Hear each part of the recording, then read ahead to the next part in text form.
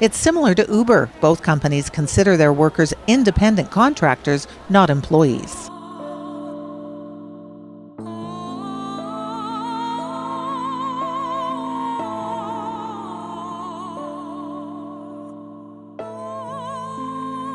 I made less money. This shopper in Western Canada was also making far more than minimum wage before his earnings collapsed. He supports his wife and 3 children with his Instacart earnings, so he asked CBC News to conceal his identity. He's afraid he'll lose his job by speaking out. He had been making over $1,000 a week. Now the fees offered are so low, he says many aren't even worth taking. That evens out to maybe $5-6 an hour, considering that you still have to pay for the expenses for your vehicle.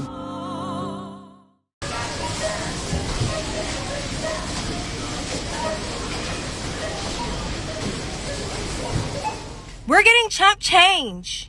Chump. I'm pissed, y'all. I'm pissed because what they think that nobody realizes is with these they got these batches, right? So right now it says 6 batches for $60. Who the f***? For $60, you gotta grocery shop. No, wait. You gotta drive to the store. You gotta grocery shop. You gotta replace if there's any replacements needed. You gotta bag. You gotta take it back to your car, put it in your car, and then take it to the person. We didn't even add the fact that they have more than one order. So if you click a batch with 3 orders in it, that's not even considered a part of that deal. So you got 6 and you did 3 orders in that one batch. Those 3 orders don't consider 3 batches, even though they need 6 batches. Even though you sat there and drove to 3 different people's houses, you sat there and grocery shopped for 3 different people, that's only considered 1 batch out of 6. They don't take that as 3 batches. For only $60, y'all, they got us working harder for less money. They think these deals are supposed to show somebody you're making something when you're not, because if you don't make up to $60, all they do is add a couple dollars to give you 60. But if you make past 60, they make it seem like you made less just to make it seem like they gave you $60. When no, they owe you $120, because if you made 60 and they gave you 60, they owe you $120. Instacart, y'all got me and I'm real live about to quit. And I'm about to blast y'all out. I'm about to blast Instacart out. I work for Instacart as a full-time job, so today I'm going to show you how much you can... Don't do it. Do not do Instacart as your full-time job. Side gig, sure, but don't...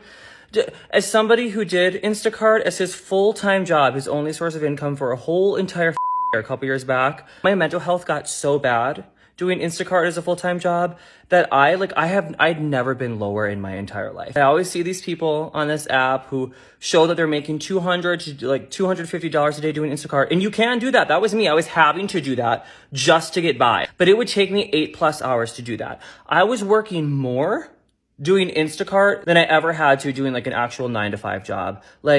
And without the benefits, right? No health insurance and none of the protection. There was one day where a customer lied and said that I hadn't delivered an order and they just deleted my account. That was horrible. Rent was due in 3 days and that fucking lying brat caused me to lose my only source of income. And Instacart doesn't even care. They're just oh, see ya, bye. In my 1 year doing Instacart as a full-time job, I clocked 30,000 miles in my car. Okay? My car got stolen while I was delivering an order into someone's apartment. Just came out, car was gone. Oh, that was fun. Okay. Unfortunately, I got my car back and it later just the engine blew up on me because I had run it into the ground, literally. And on top of that, someone hacked my Instacart account when I was in the middle of doing Instacart and they just stole all my money. And literally the Instacart customer support, that's one thing you should know, they suck. They will not help you. They don't give a they're not getting paid either, babe. Mind you, gas prices are obscene right now. I was having to fill up my gas tank every 2 days. I drove at least 100 miles every single day. Not to mention when you're doing Instacart, that's on you, baby. That's on you. It's not I have a shift I attend and I just gotta show up, do my thing and leave. Who cares what I do? No, it is entirely on you. You have to be fighting for those batches. Like, I would find a $90 batch, get so excited, immediately swipe on it to accept it, gone in an instant. Like, it's competitive out here, okay? It's so stressful. And then when I would miss an order that I was really excited about, I would get so depressed because, like, my literal livelihood relied on that order and someone else got it. Like, oh my God. It's literally survival of the fittest doing Instacart. It's literally horrible. People on this app, they want to make it look fun. They want to make it look easy. Like, who wouldn't want to make $200, $250 a day driving around in your own car, listening to your favorite music? Like, it sounds amazing. It isn't. If you want to do Instacart as a full-time job, just know what you're getting yourself into. Okay? You might have some days where you're making good money. Most of the days it's going to be stressful, and it's probably going to be like a 10-hour day. Half of that you're just going to be idling gas in your car, wasting shit. So I'm just being real with y'all. I always am. Welcome back, sleepyheads.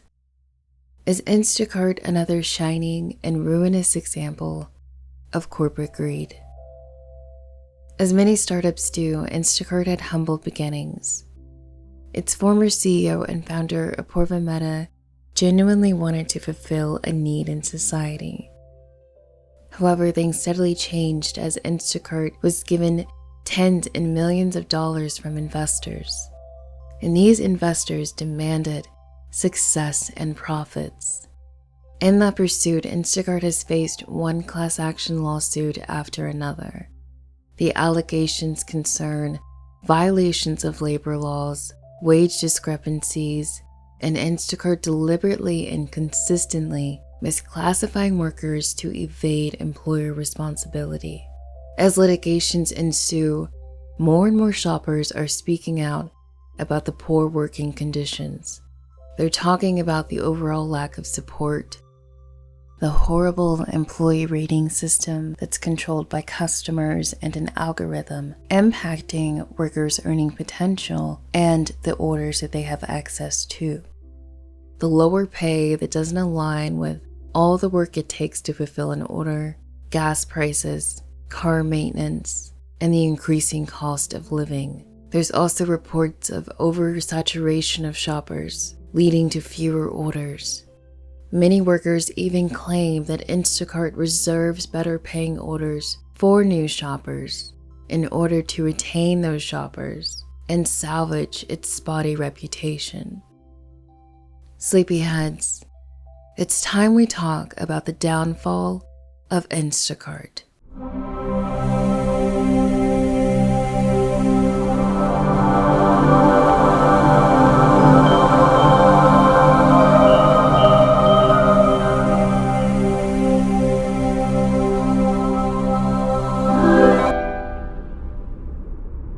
Prior to his success with Instacart, Apoorva Mehta had 20 failed startups. He came to realize that if a business is going to succeed, it has to solve a problem or fulfill a societal need. Apoorva is proof that with consistency, belief, and never giving up, a person can achieve results. Despite everything that Instacart has become today, Apoorva is an inspiration.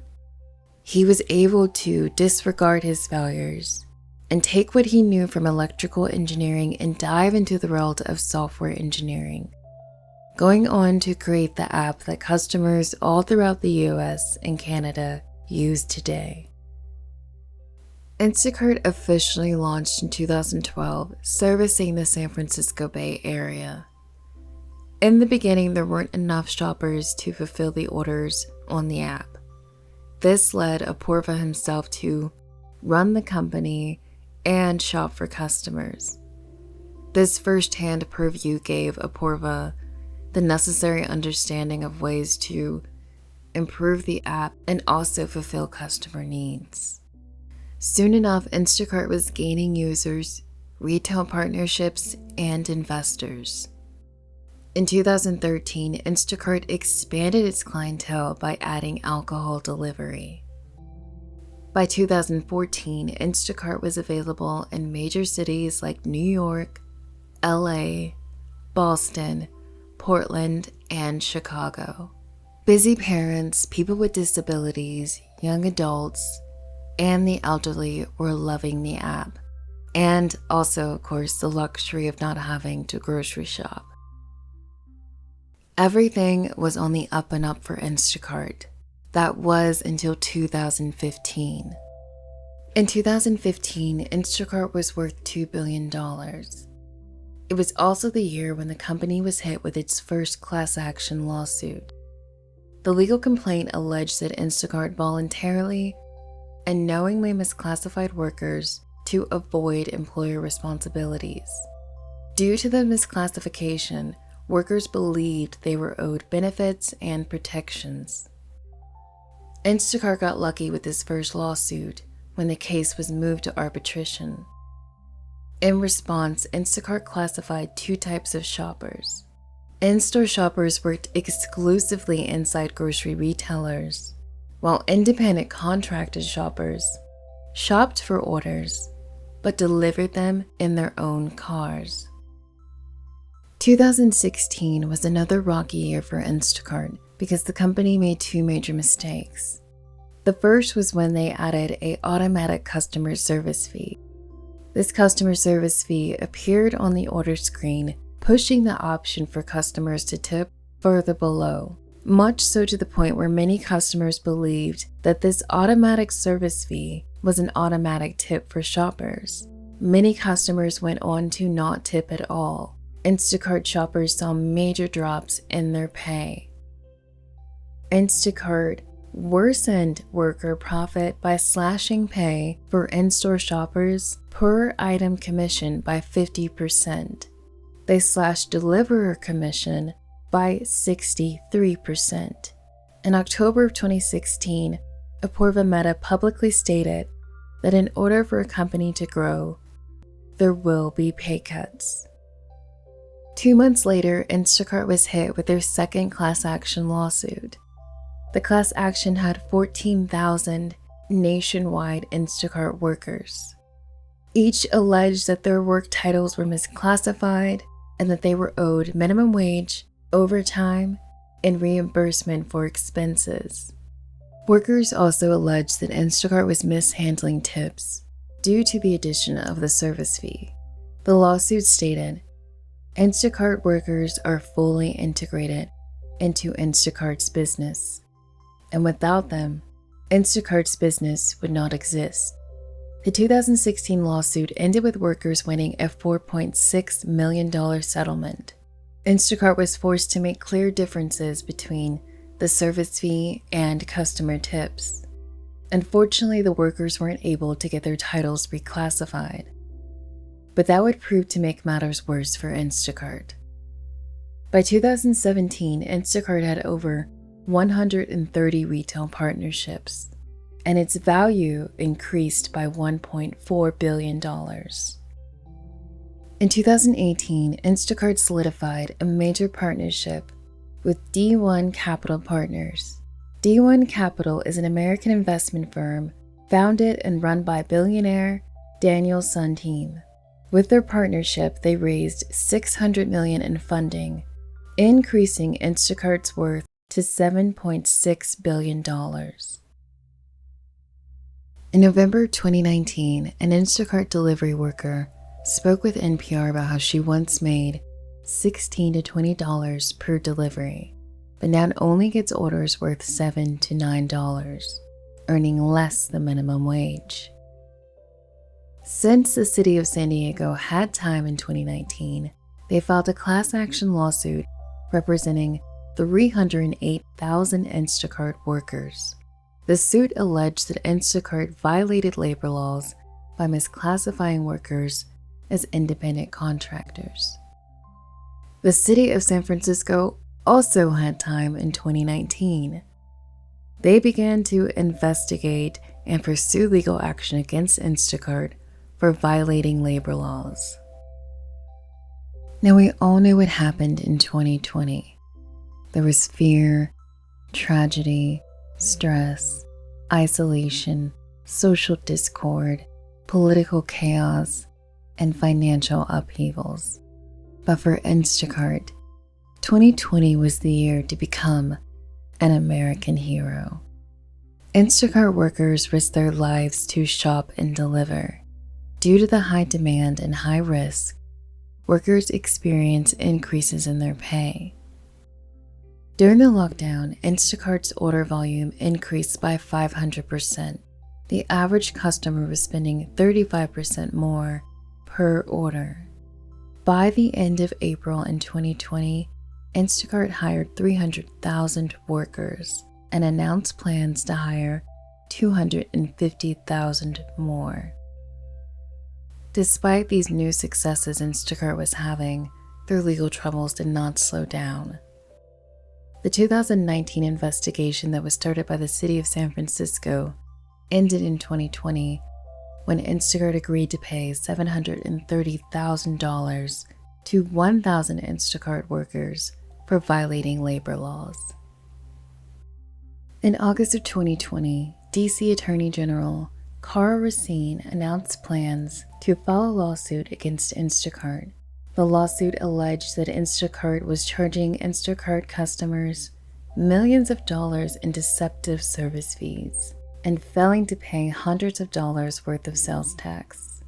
The lawsuit specified that Instacart misled customers by leading them to think that the 10% service fee was an automatic tip for their deliverers. It was alleged that the company was essentially charging the extra fees and pocketing the money. There is no rest for the wicked, truly. I would love to tell you that 2021 was a chiller year for Instacart, but that would be way less entertaining. Surprising news came in July of 2021 when Apurva Mehta, the founder, the man who created the initial software for Instacart, who worked as a deliverer himself, stepped down as CEO. Vijay Simo stepped in as CEO. She is described by the press as a former key lieutenant for Mark Zuckerberg's during the time when she worked at Facebook. In August of 2021, order volume slowed down as more and more people started to shop for themselves again. Also that month, Instacart got hit with another class action lawsuit. This one was based out of New York. The suit alleged violations of labor laws pertaining to a failure to receive minimum wage, not reimbursing business expenses, and denial of overtime wages. This case is still in litigation. 2022 marked two major events in Instacart's history. Just after a year of stepping down as CEO, Apurva Mehta announced that once public shares became available, he would resign as executive chairman of Instacart's board. Mehta explained that he was ready to focus on a new mission. He currently still owns 10% of the company.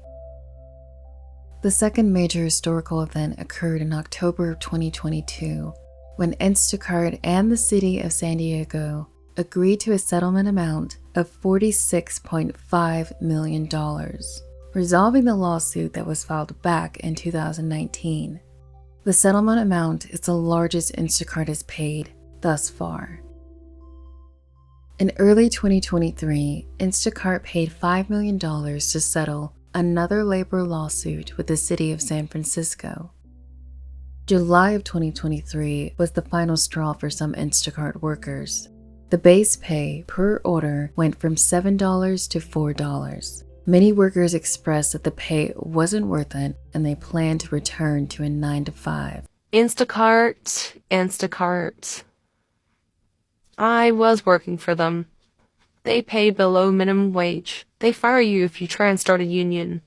They expect you to get 40 items, deliver it within 10 minutes for $10 to $20, depending on what time of day it is. Yeah, absolutely. So I stopped doing Instacart back in October because it just got to the point where I wasn't making any money, to be honest. The batches were ridiculous. The customer service with Instacart just became ridiculous. And it was actually just not working anymore. So good day, I can make like $200 on a good day. Now, since Instacart put out that update about 2-3 weeks ago, I believe that Instacart have really hurt their reputation. And now I'm starting to think that Instacart is dying. Instacart is now dying, and now I'm wondering if that is the best side hustle to recommend to people. And I'm saying that because even the best of best shoppers all over the state, and I know this too because I'm in communication with them, it seems like it doesn't even matter the rate that you get. It doesn't even matter the speediness anymore, right? Because everyone is saying that they are now receiving like 1 to 2 batches now, right? And you could go hours without even seeing a batch. And then they have the nerve to be so disrespectful. $7 for like 60 something items. Like, are you kidding me? Something horrific has happened in the Instacart community. The company has reneged on their $7 guaranteed batch pay. They are now trying to pay as little as $3 per batch. The Instacart shopper community online is devastated and furious, as you can imagine. This is a $10 billion company. It's not like DoorDash where you drive in through a fast food restaurant, pick up an item and go drop it off at their front door, right? You have to drive to the store, shop for up to 50 to 70 items of groceries, deliver it, cart, sometimes 10 cases of water. I had an order once that weighed 800 pounds. And they want shoppers not only to take the hit of the mileage on their vehicles and pay for all the maintenance themselves, but now they want them to do it for less than minimum wage. I'm going to say that again. They're trying to force shoppers to work for less than minimum wage. God, I don't see any batches I want. Instacart, I don't know why. They don't really pay you a lot of money.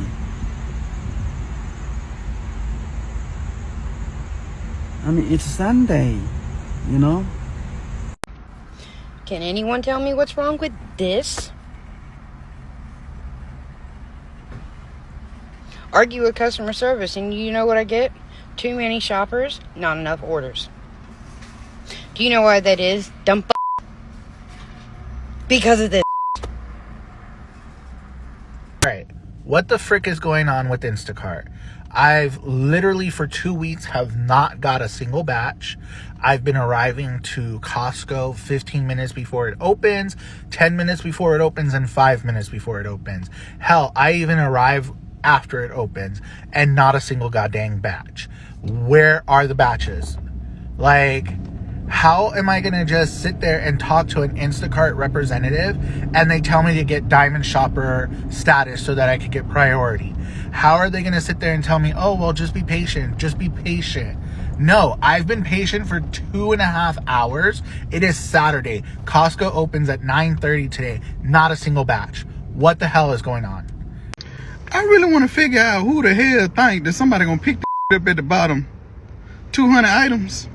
You're gonna need 2 baskets, and then that's all that you gotta bag the shit yourself. Then you gotta figure out how many bags you're gonna get. What the hell? See, what they don't tell you about Instacart is that you can expect to be sitting in your car for 30, 40 minutes pending because you're waiting on an order.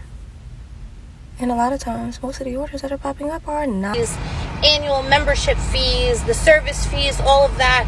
If they took that money and they paid their delivery people what they should be paying us, then it would be explainable, but the money is not going to the delivery people. So how do you charge so much money to people, and where is the money going? Make it make sense, okay? Make it. Bro, for the people that do Instacart, I honestly want to know, how do y'all do this? Like, seriously, this is my first time doing Instacart, and I got one little batch or whatever. It was like 11 something. I went to Publix, got the stuff, dropped off all the stuff, delivered it, whatever. Now I'm just like, what's next? Like, there's no batches coming up. Can't just drive around waiting for a batch. Am I supposed to just sit and wait for a batch? Like, this is why I like Amazon Flex. Like, I already know what I'm here to do. I already got my shift already set, and that's it. But this is like, do I have to sit and wait? Like, so I just got another batch. That was like, it came like 2 minutes after I made that last video. This one is $13. The first one I just did was $11.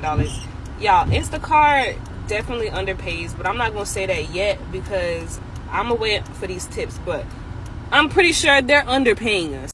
Because the amount of shit that's picked up is not worth $11. It's pretty much just as I suspected, y'all. If you are new here and don't know what's going on, I'm on a 4-batch for $70 guaranteed before tips promo today for Instacart. And let me show you what my batch screen looks like. So this is what I'm looking at on the batch screen, which is orders with no tip whatsoever, which I have a moral issue with taking these orders, but I'm not delivering cases of water for no tip. Period, point blank, thank you, take it to the bank and cash that check. And I did Shipped and I did Instacart and I made some money. Not enough to do what I needed it to do, but I made some money. But it was freaking hard. It is not just the sheer amount of having to get in and out of your car and make these deliveries and do all this stuff. And then you do these big orders and people don't tip, or they are make all these demands on you and don't think that it's okay to tip, or they just don't care, or whatever the reason is. I don't, at this point, it's neither here nor there. But the point is that it's not, if you have a permanent full-time job with benefits, it is not worth quitting your job. I don't care how much you hate people. I don't care about all that stuff. Work through that shit and keep your job and your benefits, because you don't have benefits when you do these gig jobs. You just have the money, and it might be good money some weeks and it might be shitty money some weeks. But I'll tell you what, at least I know at the end of my 40-hour work week, I'm guaranteed a paycheck, and I know what that paycheck looks like each and every pay period. There's no guesswork. I know I have health insurance. I know I have benefits. So just remember, benefits are important. When you're looking at your salary, you're looking at everything. You're looking at benefits and you're looking at what they're paying you. That's your total package. That was just a small PSA. Have a great day. All right, guys. So this order, it keeps appearing and disappearing, and I am glad that nobody has taken this order yet, man. I'm happy nobody's taken it yet. I don't know if they're gonna take it at $7 though, because I've seen $7 orders get taken. But come on, Instacart, man. I thought you were on our side, man. $6? Come on, for 9 items. I could do a $6 DoorDash order. You know I don't complain about these orders, man. Instacart, come on. You know I don't complain. You know I don't complain about this stuff. But $6 to shop for 9 items, when Uber and DoorDash pays the same amount, going for not even that much effort? Come on, come on. 2 months later, payouts began for Instacart's $46.5 million settlement with the city of San Diego. Instacart also released their public stock options priced at $30 per share.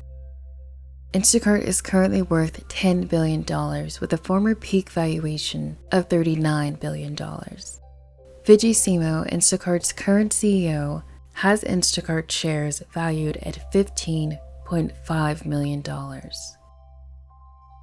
In October of 2023, unnamed Instacart investors hired Pomerantz, an international law firm, to investigate Instacart for securities fraud and unlawful business practices. This investigation begins after public stock options became available, after Apoorva Mehta resigned as executive chairman on the board of Instacart, removing himself from any leadership position within the company. This investigation also came after the payouts began for the $46.5 million lawsuit settlement with the city of San Diego. And prior to that, Instacart workers saw their wages cut nearly in half.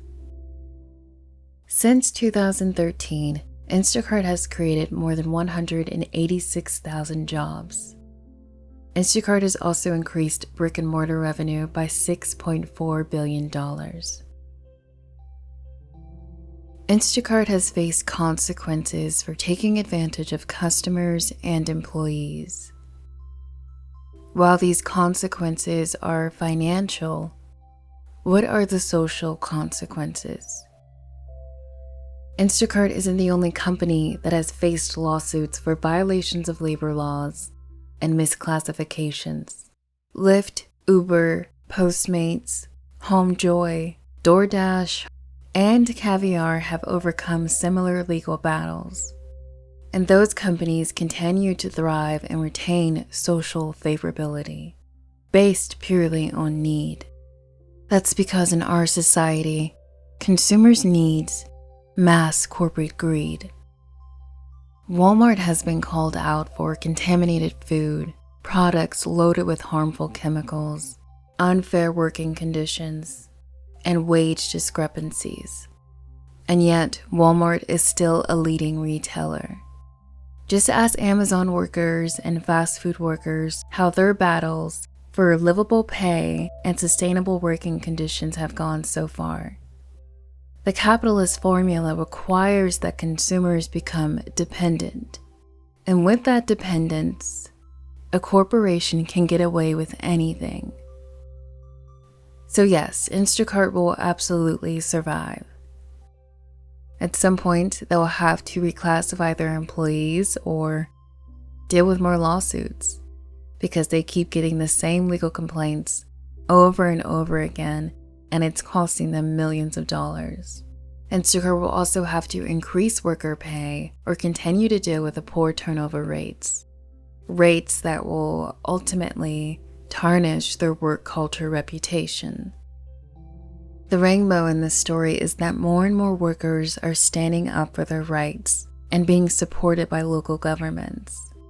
As someone who has worked for Instacart and even GoPuff, I hope that partnership continues. That's all I have for this episode. Be sure to like, share, subscribe, and comment below. Sleepyheads, I hope you have a great night, and I'll see you again soon.